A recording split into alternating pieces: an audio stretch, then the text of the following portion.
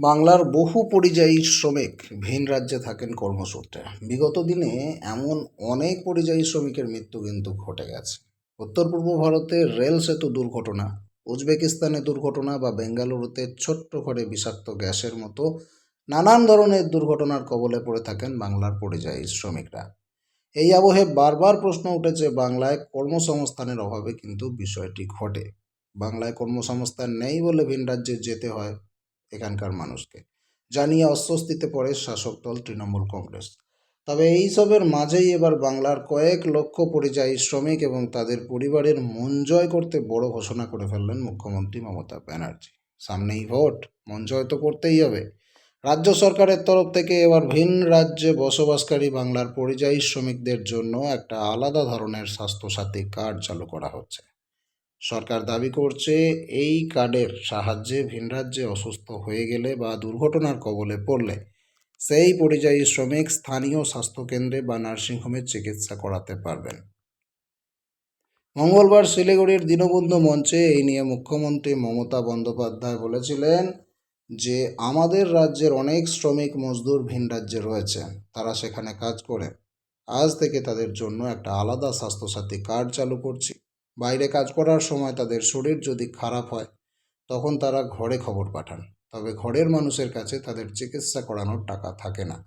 আমাদের রাজ্যের 28 লাখ মানুষ বাইরে কাজ করেন, এমন শ্রমিক মজদুরদের জন্য আলাদা স্বাস্থ্যসাথী কার্ড আমরা দিচ্ছি। মুখ্যমন্ত্রী এরকমই ঘোষণা করেন। বলে রাখা ভালো, 2024-25 আর্থিক বছরের রাজ্য বাজেটে পরিযায়ী শ্রমিকদের স্বাস্থ্য বিমার প্রস্তাব কিন্তু রাখা হয়েছিল। আর সেই বিমা অনুযায়ী বলা হয়েছিল, বাংলার পরিযায়ী শ্রমিকরা ভিন রাজ্যে কাজ করলে সেখানেই স্বাস্থ্য বিমার সুযোগ পাবেন। সেই প্রস্তাব রাজ্য ক্যাবিনেটে অনুমোদন হয়ে গেছে। এই আবহে সংশ্লিষ্ট পরিযায়ী শ্রমিকদের চিকিৎসার খরচ মিটিয়ে দেবে সরকার।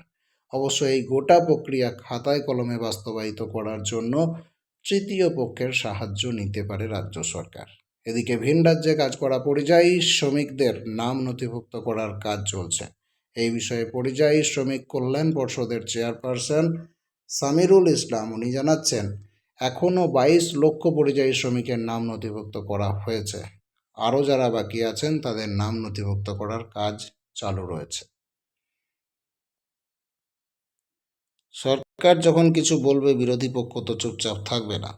এদিকে এই কার্ড নিয়ে পাল্টা কটাক্ষের সুর শোনা যাচ্ছে বিজেপির রাজ্য সভাপতি সুকান্ত মজুমদারের গলায়। তিনি এই নিয়ে বলেন যে ভোট হারানোর ভয়ে এইসব ভাঁওতা শুরু হয়েছে।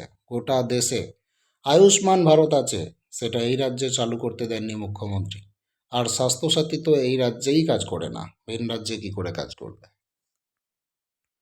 দর্শক, আপনার কি মনে হয় আয়ুষ্মান ভারত পশ্চিমবঙ্গে চালু করে দেওয়া উচিত না উচিত নয়? যেটা সারা ভারতবর্ষে চলছে, সেটা বাংলার মানুষ সেটা থেকে বঞ্চিত।